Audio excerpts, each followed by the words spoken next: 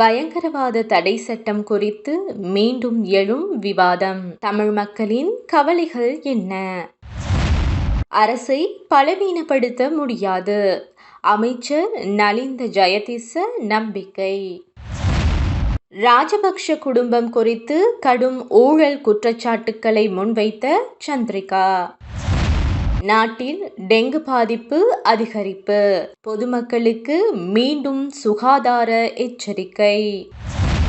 ஹரக்கட்டாவை அதி உயர் பாதுகாப்பு சிறைக்கு மாற்ற அதிகாரிகள் பரிசீலனை. அரசின் நடவடிக்கைகள் குறித்து திலித் ஜெயவீர விமர்சனம். யூடியூப் சேனல்கள் பற்றியும் கருத்து. சொத்து மற்றும் பொறுப்பு அறிக்கை சமர்ப்பிப்பில் தாமதம் செய்தால் சட்ட நடவடிக்கை. அரச அதிகாரிகளுக்கு அறிவிப்பு. இன்று நள்ளிரவு முதல் அமலுக்கு வந்த புதிய எரிபொருள் விலைகள்.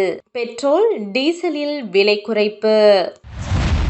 இலங்கையில் பயங்கரவாத தடை சட்டம் தொடர்பான விவாதம் மீண்டும் தீவிரமடைந்துள்ளது. அண்மையில் இடம்பெற்ற சில கைது நடவடிக்கைகள் மற்றும் விசாரணைகள் காரணமாக இந்த சட்டத்தின் பயன்பாடு குறித்து அரசியல் கட்சிகள், மனித உரிமை அமைப்புகள் மற்றும் பொதுமக்கள் மத்தியில் பல்வேறு கருத்துக்கள் முன்வைக்கப்பட்டு வருகின்றன. குறிப்பாக கிளிநொச்சியை சேர்ந்த ஒரு சொல்லிசை பாடகர் கைது செய்யப்பட்ட சம்பவம் வடக்கு மற்றும் கிழக்கில் கவனத்தை ஈர்த்ததுடன் அந்த சட்டத்தின் பயன்பாடு குறித்து பல தரப்பினரும் கேள்வி எழுப்பியுள்ளனர். 1979ஆம் ஆண்டு அறிமுகப்படுத்தப்பட்டு பின்னர் நிரந்தர சட்டமாக மாற்றப்பட்ட இந்த சட்டம் பிடியாணையின்றி கைது செய்தல் மற்றும் நீண்டகால தடுப்பு காவல் உள்ளிட்ட விரிவான அதிகாரங்களை வழங்குவதால் பல ஆண்டுகளாக சர்ச்சைக்குரியதாக இருந்து வருகிறது. மனித உரிமை அமைப்புகள், சிவில் சமூக அமைப்புகள் மற்றும் சர்வதேச தரப்புகள் இந்த சட்டம் கருத்து சுதந்திரம் மற்றும் அடிப்படை மனித உரிமைகளில் தாக்கத்தை ஏற்படுத்தக்கூடும் என தொடர்ந்து சுட்டிக்காட்டி வருகின்றன. குறிப்பாக தமிழ் மற்றும் முஸ்லிம் சமூகங்கள் இந்த சட்டத்தால் அதிகம் பாதிக்கப்படுவதாகவும் அவர்கள் தெரிவித்து வருகின்றனர். இதற்கிடையில் அனுரகுமார திசாநாயக்க பயங்கரவாத தடை சட்டத்தில் மாற்றங்கள் அல்லது அதனை நீக்கும் நடவடிக்கைகள் குறித்து முன்னதாக கருத்து வெளியிட்டிருந்த நிலையில் அடுத்த கட்ட நடவடிக்கைகள் குறித்து எதிர்பார்ப்பு நிலவி வருகின்றது. இந்த விவகாரம் தொடர்பாக அரசியல், சட்டம், மனித உரிமைகள் மற்றும் தேசிய பாதுகாப்பு ஆகிய கோணங்களில் தொடர்ந்தும் விவாதங்கள் இடம்பெற்று வருகின்றன. நலிந்த ஜெயதிச தற்போதைய அரசுக்கு மக்கள் வழங்கியுள்ள வலுவான ஜனநாயக ஆணையால் எதிர்க்கட்சிகளால் அரசை பலவீனப்படுத்தவோ அல்லது நிலைக்குலைய செய்யவோ முடியாது என்று தெரிவித்துள்ளார்.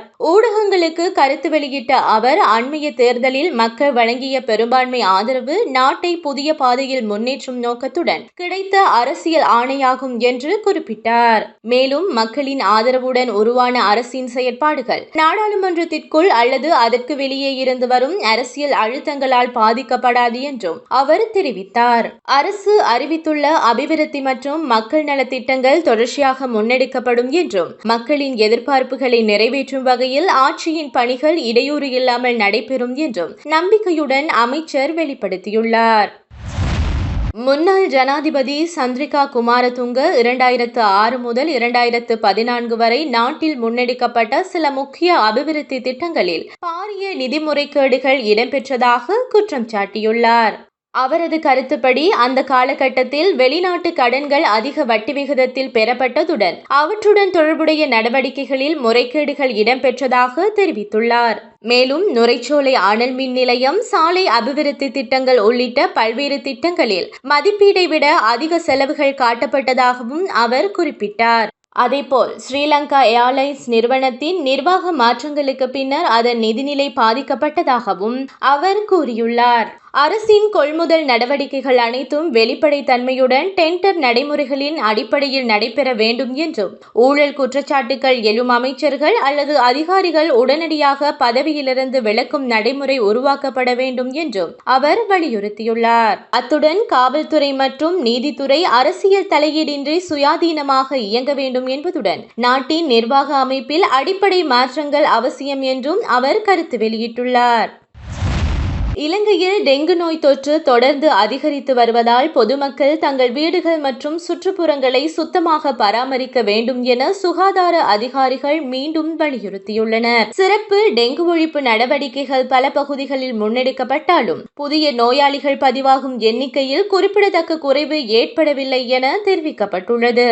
குறிப்பாக கொழும்பு மாவட்டத்தில் அதிகளவிலான டெங்கு தொற்றுக்கள் பதிவாகி வருவதை தொடர்ந்து அதிகாரிகள் சுட்டிக்காட்டியுள்ளனர். இந்த மாதத்தின் முதல் 25 நாட்களில் நாடு முழுவதும் ஆயிரக்கணக்கான இடங்களில் மேற்கொள்ளப்பட்ட பரிசோதனைகளின் போது பல இடங்களில் டெங்கு நுளம்புகள் இனப்பெருக்கம் செய்யும் சூழல்கள் கண்டறியப்பட்டதாக தெரிவிக்கப்பட்டுள்ளது.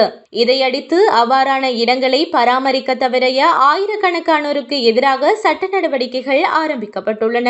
இந்த ஆண்டில் இதுவரை நாடு முழுவதும் 53,000க்கும் அதிகமான டெங்கு நோயாளிகள் பதிவாகியுள்ளதுடன் 31 உயிரிழப்புகளும் பதிவாகியுள்ளதாக சுகாதார தரப்புகள் தெரிவித்துள்ளன. எனவே வீடுகள், பாடசாலைகள், பணியிடங்கள் உள்ளிட்ட அனைத்து இடங்களிலும் மழைநீர் தேங்காதவாறு பராமரித்து டெங்கு நுளம்புகள் பெருகும் சூழலை தடுப்பது அனைவரின் பொறுப்பாகும் என அதிகாரிகள் வலியுறுத்தியுள்ளனர். போதைப்பொருள் கடத்தல் மற்றும் ஒழுங்கமைக்கப்பட்ட குற்றச்செயலுடன் தொடர்புடையதாக கருதப்படும் நந்துன் சித்தக விக்ரமரத்ன எனப்படும் அறக்கட்டாவை காளிப்பூச சிறைச்சாலையிலிருந்து வெலிசர கடற்படை முகாமில் அமைந்துள்ள அதி உயர் பாதுகாப்பு சிறைச்சாலைக்கு மாற்றுவதற்கான நடவடிக்கைகள் பரிசீலனையில் இருப்பதாக தகவல்கள் தெரிவிக்கின்றன. அண்மையில் பூச சிறைச்சாலையில் நடத்தப்பட்ட திடீர் சோதனையில் இருந்து கைதிகளிடம் இருந்து அலைபேசிகள் மற்றும் சட்டவிரோதமாக பயன்படுத்ததாக கூறப்படும் சில பொருட்கள் மீட்கப்பட்டதாக தகவல்கள் வெளியாகியுள்ளன.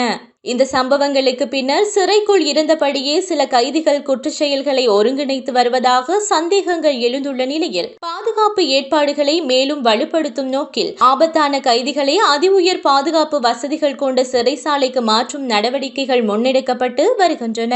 அந்த நடவடிக்கையின் ஒரு பகுதியாக சில முக்கிய குற்ற வழக்குடன் தொடர்புடைய கைதிகள் ஏற்கனவே வெலிசர சிறைக்கு மாற்றப்பட்டுள்ளதாகவும் தற்போது அறக்கட்டாவையும் அங்கு மாற்றுவது குறித்து அதிகாரிகள் ஆலோசித்து வருவதாகவும் தெரிவிக்கப்படுகின்றது. திலித் ஜெயவீர அரசின் செயற்பாடுகள் மற்றும் சில சமூக ஊடக தளங்களின் செயல்பாடு குறித்து விமர்சன கருத்துக்களை வெளியிட்டுள்ளார். கேகாலை மாவட்டத்தில் நடைபெற்ற தொழிற்சங்க பிரதிநிதிகளுடனான சந்திப்பில் உரையாற்றிய அவர், சில யூடியூப் சேனல்களில் வெளியாகும் தகவல்களை பார்க்கும் போது எதிர்காலத்தில் யார் மீது சட்ட நடவடிக்கைகள் எடுக்கப்படலாம் என்பதை கணிக்க முடிவதாக கூறினார். இத்தகைய தகவல்களில் தனது பெயரும் இடம்பெறுவதாக அவர் தெரிவித்துள்ளார். மேலும் கடந்த காலத்தில் அரசின் நிலைப்பாடுகள் பாரம்பரிய ஊடகங்கள் மூலம் வெளிப்படுவதைப் போல தற்போது சில யூடியூப் சேனல்கள் அரசின் கருத்துக்களை பிரதிபலிக்கும் வகையில் செயல்படுகின்றன என்றும் தனது கருத்தை அவர் முன்வைத்துள்ளார். அரசின் முடிவுகள் தொடர்பான தகவல்கள் திட்டமிட்ட முறையில் சில ஊடகங்களூடாக வெளிப்படுத்தப்படுகின்றன என்றும் அரசியல் பழிவாங்கல் மற்றும் ஊடக அழுத்தம் போன்ற நடவடிக்கைகள் நீண்ட காலம் நீடிக்க முடியாது என்றும் அவர் கூறியுள்ளார். இலங்கையில் ஒழுங்கமைக்கப்பட்ட குற்ற செயல்கள் மற்றும் பாதாள உலக குழுக்கள் போலி கடவு சீட்டு விவகாரங்கள் தொடர்பாக பல்வேறு குற்றச்சாட்டுகள் முன்வைக்கப்பட்டுள்ள நிலையில் அவை குறித்து விசாரணைகள் தொடர்ந்து நடைபெற்று வருவதாக தகவல்கள் தெரிவிக்கின்றன. ஜனாதிபதி செயலகத்தில் சில அதிகாரிகள் மற்றும் பாதாள உலக குழுக்களுக்கு இடையிலான தொடர்புகள் குறித்தும் போலி கடவு சீட்டு தயாரிப்பு தொடர்பாகவும் விசாரணைகள் இடம்பெற்று வருவதாக கூறப்படுகின்றது. மேலும் வடக்கு மற்றும் கிழக்கு பகுதிகளில் போதைப் பொருள் பரவல் தொடர்பிலும் சில புலனாய்வு அதிகாரிகளின் பெயர்கள் விசாரணைகளில் இடம்பெற்றுள்ளதாக தகவல்கள் வெளியாகியுள்ளன. அரசின் உயர் அதிகாரிகள் தங்களது சொத்து மற்றும் பொறுப்பு தொடர்பான அறிக்கைகளை சமர்ப்பிப்பதற்காக வழங்கப்பட்டிருந்த காலக்கெடு நிறைவடைந்துள்ள நிலையில் உரிய காலத்திற்குள் அறிக்கைகளை தாக்கல் செய்யாதவர்களுக்கு சட்ட ரீதியான நடவடிக்கைகள் எடுக்கப்படலாம் என அதிகாரிகள் எச்சரித்துள்ளனர். சொத்து மற்றும் பொறுப்பு விவரங்கள் இணையவழி முறையின் மூலம் சமர்ப்பிக்கப்பட வேண்டும் என்றும் இறுதி நேரத்தில் அதிகளவானோர் பயன்படுத்தியதால் இணையதளத்தில் தொழில்நுட்ப சிக்கல்கள் ஏற்பட்டதாகவும் தெரிவிக்கப்பட்டுள்ளது. இதனை கருத்தில் கொண்டு தொழில்நுட்ப தடைகள் காரணமாக அறிக்கையை சமர்ப்பிக்க முடியாதவர்களுக்கு ஜூலை 7ஆம் திகதி நள்ளிரவு 12 மணி வரை மேலதிக அவகாசம் வழங்கப்பட்டுள்ளதாக அறிவிக்கப்பட்டுள்ளது. இந்த காலக்கெடுவுக்குள் அறிக்கைகளை சமர்ப்பிக்க தவறுபவர்களுக்கு நடைமுறையில் உள்ள சட்டங்களின் கீழ் அபராதம் அல்லது பிற சட்ட நடவடிக்கைகள் எடுக்கப்படலாம் என்றும் அதிகாரிகள் குறிப்பிட்டுள்ளனர்.